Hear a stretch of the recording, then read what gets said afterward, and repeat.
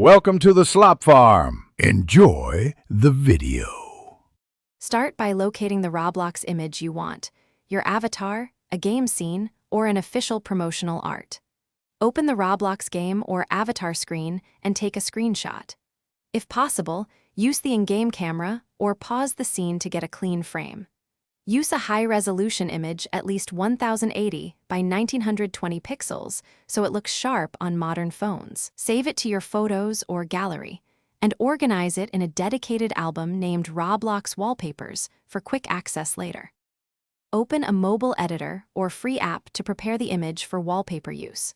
Crop to a 16:9 or 9:16 aspect ratio, depending on home or lock screen orientation, so nothing important is cut off. Use an image editor to blur or sharpen and adjust brightness, contrast, and saturation for better visibility behind icons. Avoid placing faces or text where widgets and the clock appear. Keep important elements above the lower 120 pixels for gesture bars and on-screen buttons.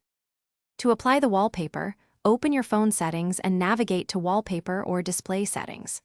Open Settings, select Wallpaper, then choose the saved image and decide between lock screen, home screen, or both. Preview and confirm placement.